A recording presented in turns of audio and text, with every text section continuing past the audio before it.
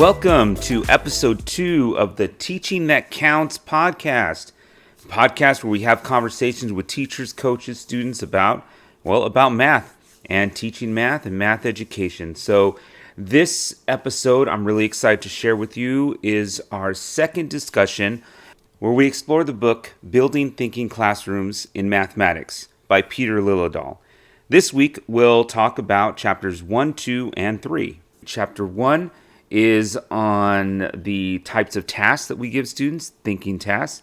Chapter 2 is on how we build collaborative groups, and Chapter 3 is on vertical non-permanent surfaces. I'm so excited to share with you what our teachers and ed techs talked about today, and I hope you enjoy. So here we go, episode 2 of Teaching That Counts. Well, welcome everyone to, this is our second book study, second session of our book study for Building Thinking Classrooms in Mathematics by Peter Liljedahl. So we're just going to go around really quick and introduce who's here with us today, and we're going to be talking about chapter 1, 2, and 3. So once again, I'm Abel Maesis. I'm an instructional math coach here at Ceres Unified School District. I'm Sarah Mucha. I teach Accelerated Math 2 at Central Valley High School. I am Tucker Schwarberg. I teach mathematics at Ceres High School. My name is Saul Delgado. I teach at Ceres High School, Integrated Math 1 and Computer Science. I'm Diana Andrade, and I teach math at Argus High School. I'm Brian Wise. I'm one of the district's ed tech specialists, and once upon a time I was a high school science teacher, and I taught Algebra 1 in a couple of dire emergencies. And I'm Mariana Sandoval, and I'm also a district ed tech, and I also taught technology 6th through 12th grade, and that was at Whitmore Charter. Cool. Well, thank you everyone for joining us today and looking into kind of diving deep into chapters 1, 2, and 3. So I'm really excited to be talking about it today. So just to kind of, we'll go ahead and just kind of start. What might have been, let's first start with chapter 1. What are some things that maybe stuck out to you guys as you were reading chapter 1? You want to start? Sure, I will start. Some of the things that I highlighted was like problem solving is what we do when we don't know what to do, and I thought that was really good. That's really difficult I feel like it's really hard to teach that. What do you do when you're stuck on something? And I do believe what they're saying about the non-curricular tasks and how you need to have those in order to have students access the curricular tasks better. I just don't know when you do that, because reading it now, I'm like, well, I should have started the year doing that, because you got to go slow to move fast. But now I'm reading this halfway through the school year, and I'm feeling like, do I take a pause and do I do these non-curricular tasks to open up, their problem-solving skills? Yeah, I had that exact same thing labeled. I even said, is this a once in the year thing? Do we do it more often?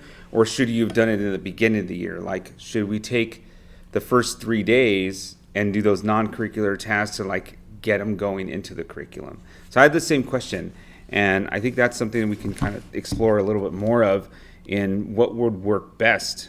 I actually don't see any problem with just kind of stopping where you're at, doing those few to get them going, and then get running into those curricular tasks. I really like how they use that idea to emphasize natural engagement for students, because they said, that's just problem solving is natural. Like when you're posed a question that's engaging, something that's relevant to you, you want to go ahead and solve that. And so really kind of setting up those habits and those systems in your class with an engaging non-curricular task, I think that kind of sparks just the tone and the mood of the class.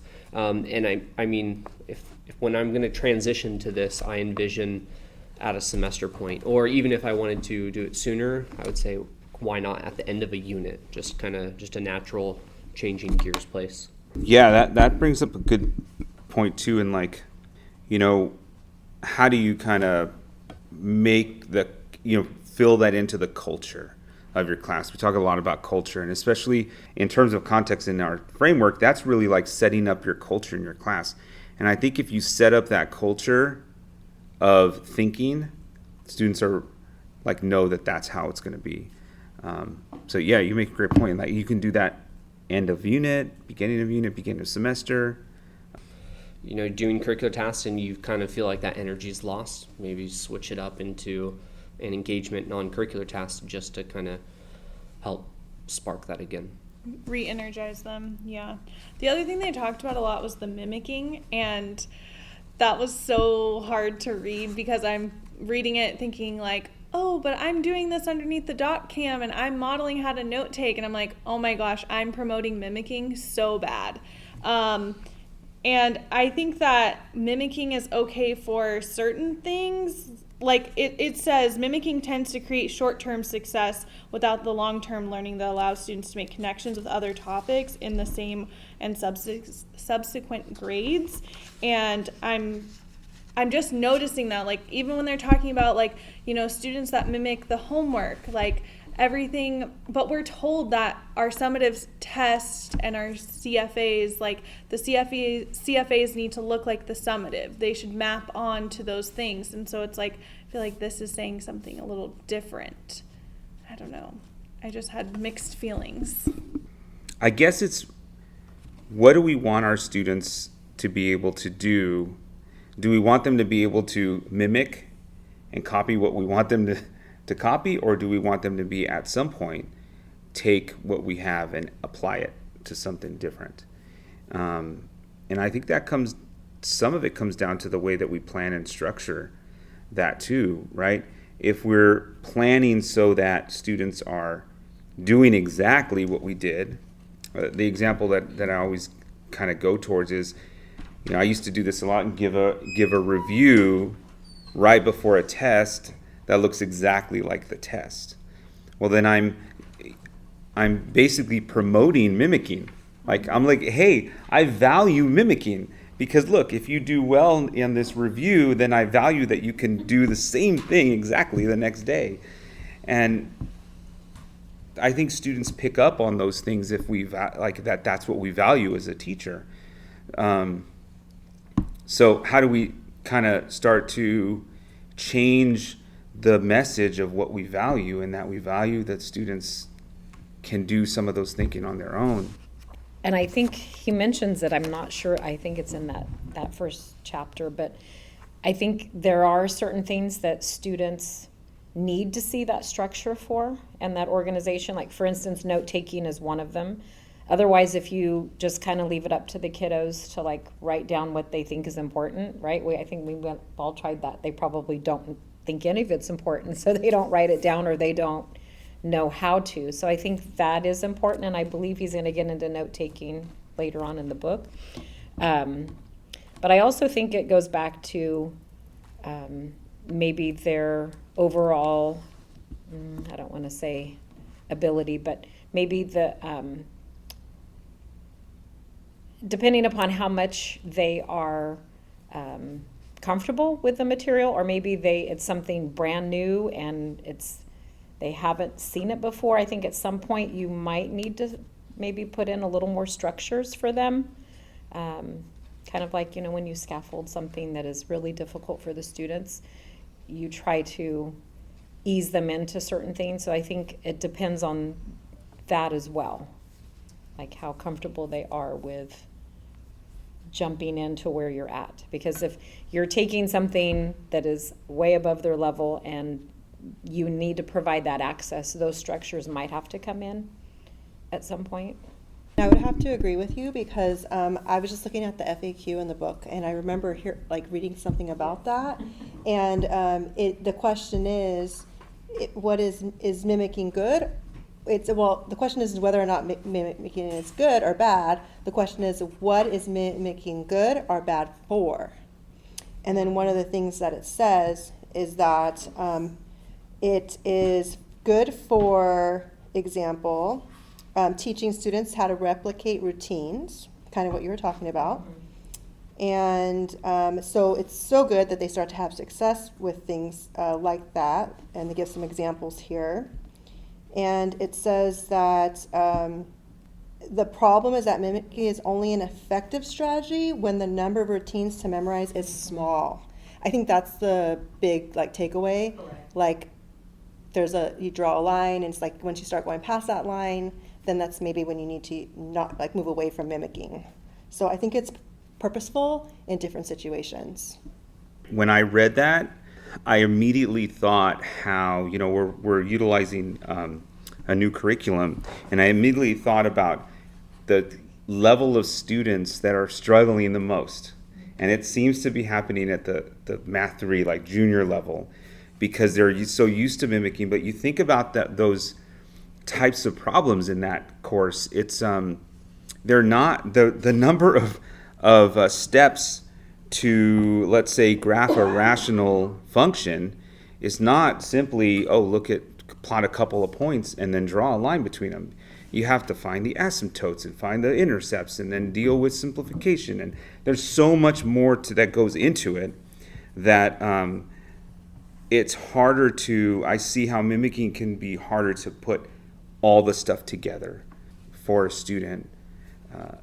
So I can see how that's just where my mind went right away, was like, I see that in math, in high school math, right? Or I'll say ninth grade. When we're graphing a line, that might be a lot quicker. I can use 2 points to graph a line. When I'm graphing a much more difficult function, that's going to be a lot more steps to do. I agree with everything you guys said. I see that in my classroom every single time, especially when I'm teaching. My students will copy down everything that I write down, but they have no clue what they just wrote down. And it's that struggle of then, I don't understand this because I just copied this and I really did not learn it. So how do I push away from that and let them really do the heavy lifting and struggling on their own, and then try and figure out to connect those points at the end? I tend to start, when I start my year off, I tend to give kids, I tend to do better at that and give them at least 1 or 2 a week. And then as the year goes on, it's like, okay, no, I gotta get busy and get through my curriculum, and then I kind of falter on that. But I just did, for instance, the would you rather I don't know if you've seen the cake problem. Cake A and split it with 8 friends, or cake B and split it with 6 friends. And it was interesting because I was doing that at the same time that I was reading through this, and it was a lot of the kids were basically, it comes down to area and figuring out which cake would have more, and the bigger piece or the smaller piece. Again, no right or wrong answer. If they don't like cake, they could say the smaller one or whatever, right? So it kind of leaves it open, but they really struggled with where to start, and they were frustrated. And but I thought about what I had read and about the prior knowledge, so I kind of stopped. I'm like, okay, guys, let's think about what we know. Okay, well, what shape is this? It's a square. Okay, cool, awesome. What shape is this? Rectangle. So I think, bringing them back and making them comfortable with being able to access it, I think is important too. And also where it doesn't have a right or wrong answer, where it can just be an opinion, is important to get them to feel comfortable discussing and sharing. I was really intrigued by the card tricks, and I actually watched a couple of the little video clips. It really validated, back when I was in the classroom, I taught probability a lot when I taught genetics. So even though I was a biology teacher for the most part, and chemistry, there's a lot of math. So sometimes I felt like an honorary math teacher. And when I started a genetics unit, I would always have a couple of components to my lesson where they had to answer questions about rolling dice and drawing cards, just so they could understand probability. And I've always been intrigued by these psychological gurus who tell us that the human brain is actually not designed very well to interpret probability in the real world. And a classic example of that is the Monty Hall problem, if you're familiar with that. And the correct solution to the Monty Hall problem is very counterintuitive, and it's I think in a way it just kind of validates that it's okay to play some games. It's okay to dedicate some time out of your busy curriculum and your busy schedule to let your students have some fun. And, obviously we're not going to teach them how to count cards and gamble. Although I did used to do that at grad night. I figured after they graduated, it was okay for me to teach them how to count cards playing blackjack at grad night. But seriously, there's certain students who they will see some connections, and then you can even, if you want, you can even explain some of the formal mathematics behind the game that they're playing or the trick. But I really liked how those card tricks, and he explicitly, didn't do card tricks that involved sleight of hand, not that kind of card trick. These are all the kind of card tricks where you are doing some interesting things with the sequencing, or memory, so to speak, like the deck has memory, those kinds of card tricks. It's very, I think it's a good way to get the kids excited about what they're learning. And I like too in the frequently asked questions sections how you mentioned that you can do this with curricular tasks, but it's harder, it takes longer, and only works well with a few students. Doing it in non-curricular tasks kind of is not familiar, and it changes that behavior and gets them to activate their thinking rather than being the passive student that they can normally be in a math class. So that's kind of why, the non-curricular, it's just that whole change of setting and sequencing and just immediately changes that mindset. We talked, I think Sarah had mentioned going slow to go fast, and in the frequently asked questions part, he said the script for factoring quadratics, for example, when used in a fully implemented thinking classroom context, will cover the entire unit on factoring in 40 to 70 minutes. I was like, wow, what? Like, we spend weeks, and he can cover it in one day. And I thought that was where the slow to go fast piece really came in. I thought that was pretty interesting. So moving on to chapter 2, so we talked about curricular tasks. Chapter 2 is about forming groups and how we get students to form collaborative groups in a thinking classroom, which I have to tell you, when I first read this, it absolutely kind of blew my mind, because it almost was counterintuitive to what I had always thought about creating groups, about strategically creating groups, like using a method where I had a high to a mid, and all of those things just got kind of blown out of the water when he says visibly random groups, like all the time, every day. So that was probably if I was to say something that really stuck out, it was that. I was like, the whole thing was what?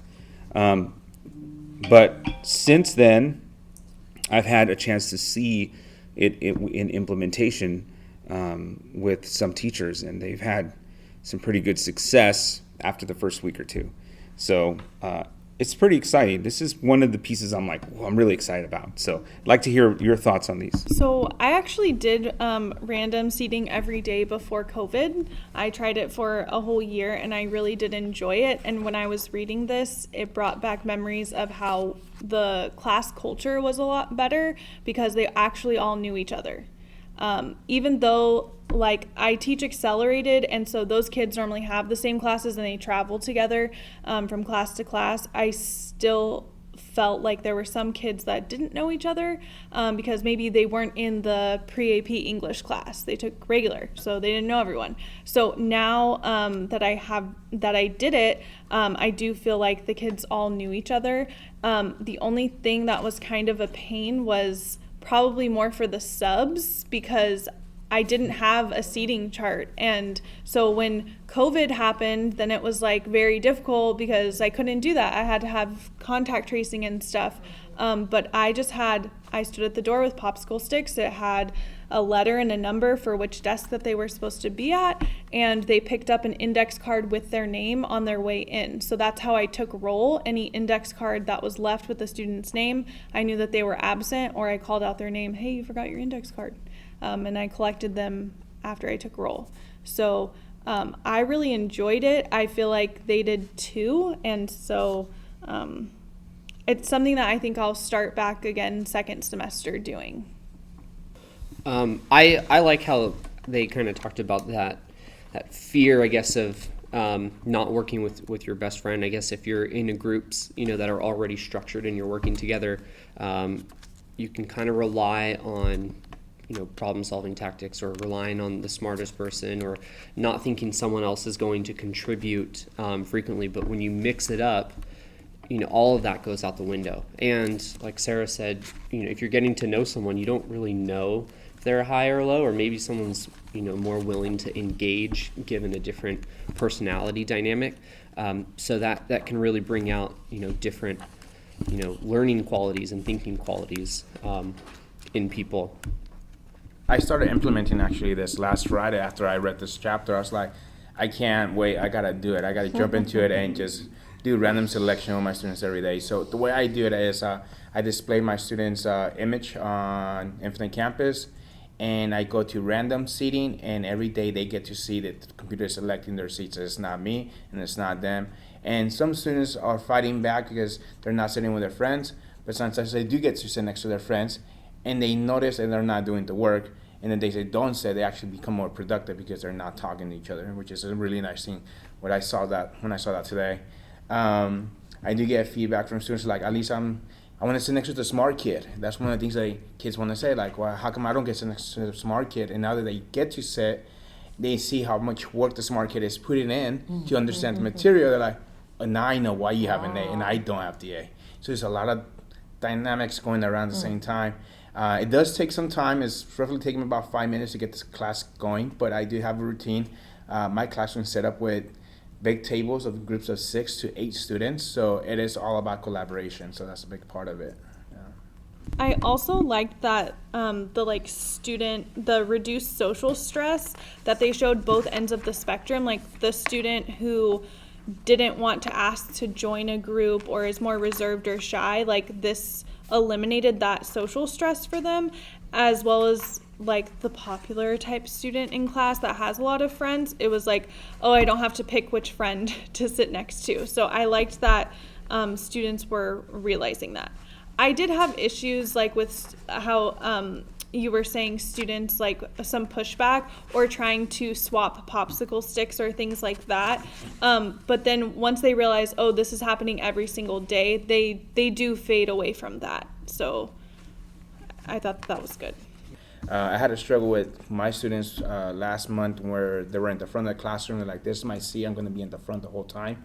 And now that it gets to be selected every single day, if they're in the front, they don't say anything because they know tomorrow is going to be a different seat. And they like that they get to go either in the front or in the back without them really struggling. And some students say, I like that I got to be in the front today because I'm watching the screen.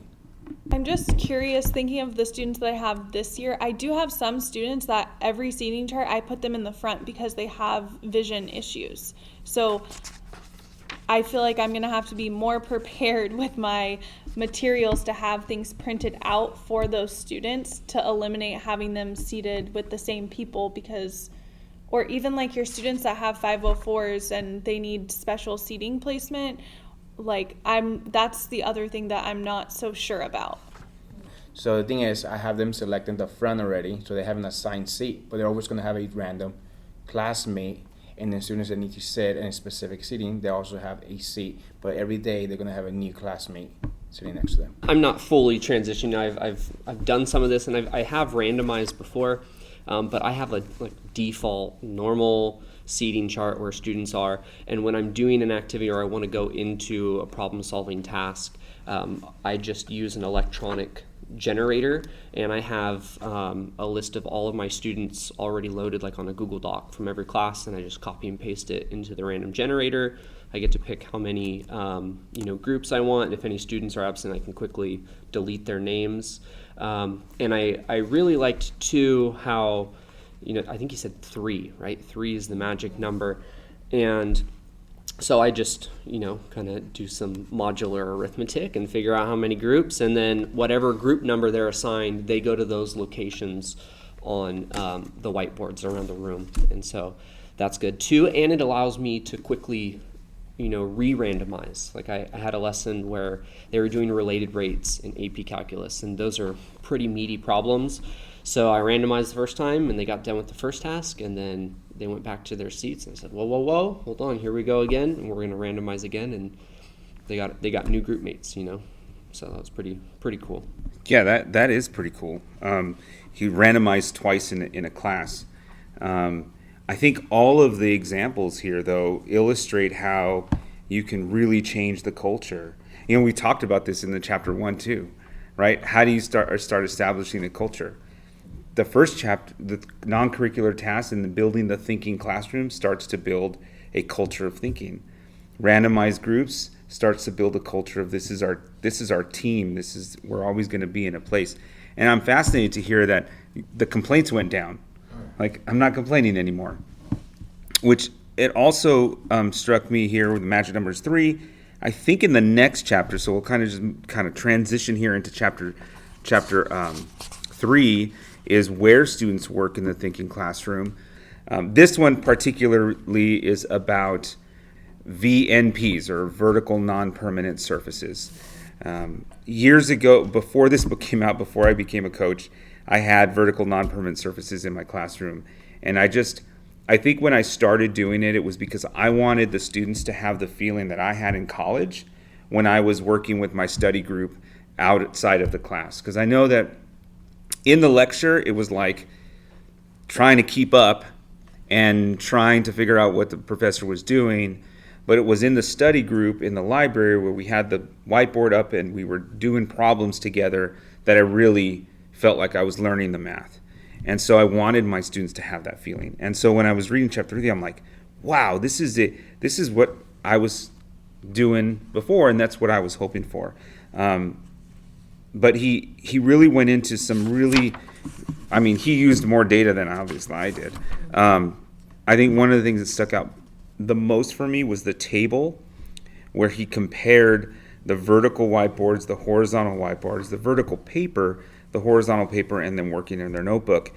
And the time to task, the time to notation, the time on task, and then the levels of student interest in different pieces. And I think what we'll do is in the folder, we'll put a picture. We'll put this picture in there. So if you're listening to the podcast and you want to take a look, we'll put that in there so you can take a look at that. But the biggest thing to me was the time on task. That the vertical whiteboard had groups that were on task for more time than any of the other ones. And then the other thing that was really shocking was the time to the first notation. How long it took them to actually start writing something. And that was such a huge difference. 20.3 seconds on the vertical whiteboard as opposed to 144 seconds for the vertical paper. And I was thinking about why was that? And I think it really had to do with students didn't want to be wrong on a vertical paper. You can't erase it.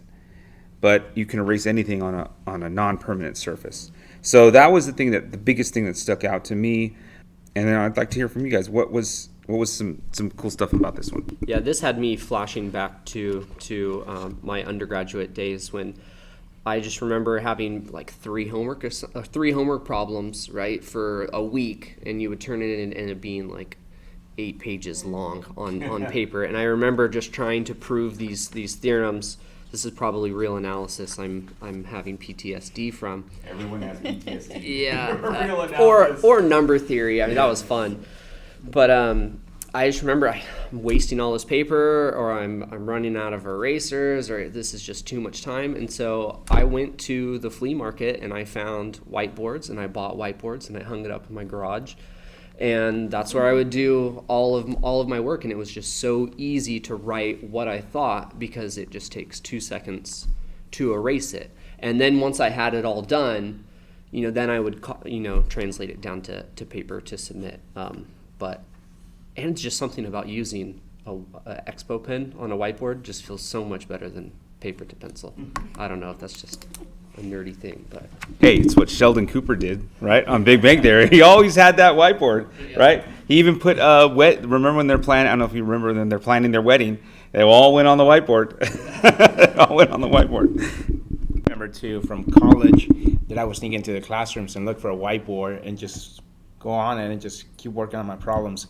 But this year, actually, I took the initiative. I don't know, maybe I'm ahead of the book. I don't know if I can read the future, but I actually ended up buying some whiteboards for my students because I wanted students to just work within their groups and just make mistakes. And it's okay that I can just go by and be like, hey, this is wrong. Go back and work on it. And each student was supposed to get a different colored marker, and they were supposed to work out the problem as a group.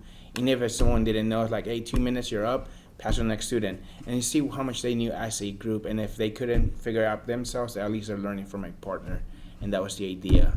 But that was more of a horizontal surface learning, and now we got to go vertical, so that's the other thing. And hopefully I'll be getting new tables where we can go vertical, since we're gonna get what they call, kind of like bar tables. So it'll be a little bit different. Well, having taught AVID for 16 years, right, AVID, that one of the big components of AVID is the AVID tutorial, which, includes the whiteboards and the students doing, presenting their problem and getting assistance with it from their group members. So this is something I've done for a number of years in my math classroom, is having students up and working and doing work around the room. I think tying it back to chapter 2 with the randomized groups, I think together, like the randomized groups along with them being up, because I think we can all probably say we've randomized groups. If they're sitting, it's not as very effective. I mean, for a lot of them, just sitting there in a different group every day might not be effective as much as them being up. So I think, like he says, doing the first 3 things together is important, and I think I'm looking forward to doing that where they're up. My only question is, in our new curriculum in Open Up, there's a lot of times where they're asked to do things on their own first and then work with someone else. So that will have to be modified a little bit if we want them to just start right off with working together. Yeah, I really liked the recommendation that they're all standing at the whiteboard, because I've used this before when I flipped my class. I would have students working on math problems, but they would all be seated near a whiteboard, and someone would be up at the whiteboard, and it was just very easy for the people sitting to just be talking to each other or not really engage with the person. Or if it was one of the few groups in the front, they had a little bit more distance from the whiteboard, so there was always just that natural disengagement. So when they're all standing up and they're at the whiteboard, it created much more engagement, especially at those front whiteboards where they were using the whiteboards in the front of the room. And then to the group of 3 with only one person holding the pen, that was really, really powerful too, because I just found with 3 people, they were much more willing to talk to each other. I found groups where the person holding the pen, didn't know what to write, and they were talking to each other more than what I've experienced in the past. And then I would go through the times too. I liked how he said just every 20 minutes rotate the pen. So that was really cool. Yeah, and I have, if I can talk about something I saw you do in your class on some observation I was on, and I thought it was so cool how you had that. Had that one person with the pen, and then you had dice, and you randomized who was next. Like, okay, who's gonna do this? Boom! Oh, number 3. If you're number 3, now you have the dice. I think I remember you doing that with some students. And so you kind of double randomized. They were randomly in groups, and then you randomized who was going to be at the board. And I think that took some pressure. Well, it might have put some pressure on the kids, but also took the pressure off some kids. So I thought that was pretty cool. The other thing I was going to mention to Diana's point about Open Up is that Open Up is the curriculum, right? It's the curriculum that was done way before this book came out. So I think that integrating the ideas that are coming from this book into the curriculum means that we can change how some of those things are going. And I think that as you get used to that curriculum, you can make those shifts. Because I saw that, I think I read that too in here, I think it might have been with the task, in the facts. If not, I read it or I listened to him say this, but I think it was in the facts, is like, shouldn't there be times when the students do the stuff first and then go in it? And he said no, because what happens is you end up having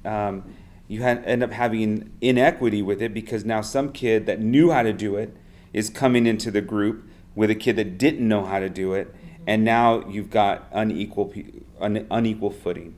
And I thought that was very interesting. I'm like, okay, so if I put them all in the group at once, then everyone is starting off with an equal footing on the problem.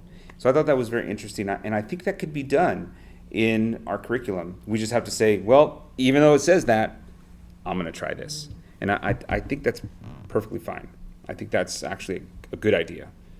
I think that a lot of these things in here made sense with the whiteboards, like as far as from a teacher perspective, like, okay, I'm in the middle of the room, now I can see all of their work at once. Also the hint about, carrying a different color marker than your students, so you remember what you also put. I didn't think of that. I thought that was great, and also the fact that it was okay for other groups to look at other people's boards. Like, I feel like students are like, well, I can't really do that, that's copying, or that teachers perceive that as copying, but it said they didn't really witness anyone doing line for line. It was more to gain information to then bring back to your group. So I thought that was powerful.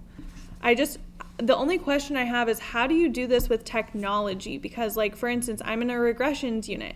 So I would love to have my students do things on whiteboards, but it doesn't really make sense because they're going to have to be on Desmos holding a Chromebook, and it's just not feasible. So I feel like this will work for most things, but when I have to incorporate technology to that extent, I don't know if it would work. I also thought that so with technology, you have one student with a Chromebook out of those three. Only one Chromebook per 3 students. And I think I had read this somewhere. It might have been later too. That Chromebook, they all use that one Chromebook. And then I think it's just a matter of picking what goes up on the board. Right? If you're doing a regression unit, obviously your scatter plot might not go up there, but you could put the linear regression model or the model of regression that you get, and then your work that you got to then make your prediction can go up on there, and some explanation could go up on there.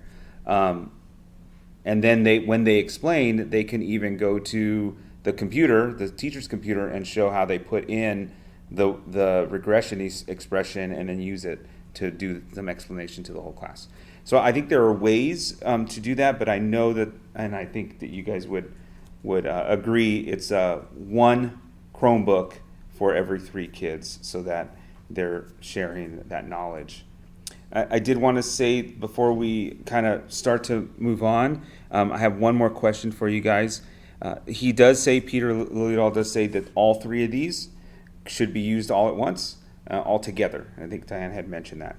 So my question for you is, how do you see this working? I know that you've talked about, some of you are already doing it, and you talked about what you might do to start in the next semester. Do you see this as something that you'd want to start right away next semester, or you even see this something that your teams could be doing soon? I think if I was to implement this, to me, at least where we're at now, it's November, I would naturally implement it at the start of the new semester. I think that's a great starting point for team building activities, culture building activities, and I think this goes really, really well, with those first couple of days back. As far as doing it with the team, I know sometimes not all team members are receptive to macro moves.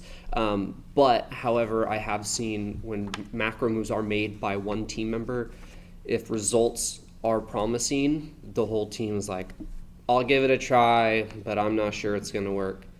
And then it works. Sometimes it doesn't work. But kind of being that early adopter, that's just something you go through. Yeah, I think I'll adopt these things. I think second semester would be ideal so I could get some footing. But I think it's possible, and I do plan on, I have the vertical whiteboards. I just feel like I don't have enough of them. I have to, like, how do I structure 32 kids, 3 to a group, make sure every kid has a board? Like, it's going to be challenging to find the space for it. I almost just want to do away with the desks and they can sit on a carpet like they're in kindergarten until we figure out the groups. I don't know. If only we could get rid of the furniture. I would like to add to that. The reason why I kind of jumped in right away is because it gives me time to kind of like pick the things that work and things that are not working. So when I start second semester, I can like, okay, I know what kind of worked a little bit better and how to structure things around. I know the space is limited in my classroom because the tables are big and you want to set kids in groups, but that's one of the things that I'm looking forward to. Maybe they can give me the gym so I can apply that. I don't know. Yeah. Gym for everyone. But I mean, that's really what I liked about the students standing at whiteboards is really you can kind of push your furniture in. You can kind of almost, crowd the center of your room and free up space. If you don't have enough whiteboards, something that my site has done is bought whiteboard easels for teachers in bulk, and that's kind of help supplement the spots in my room that don't have whiteboards. So whiteboards are all around the room, and the teacher can stand in the middle and kind of point out the thought process of each group, compare and contrast their work. All right. Well, that's awesome, guys. I cannot wait to see and hear back from you guys on how that goes. This was an awesome discussion about these 3 chapters, which I think are going to make significant difference for our kids here and in your classroom. So I'm excited. I'm excited to see where we go. So thanks all of you for coming, and we'll see you next time.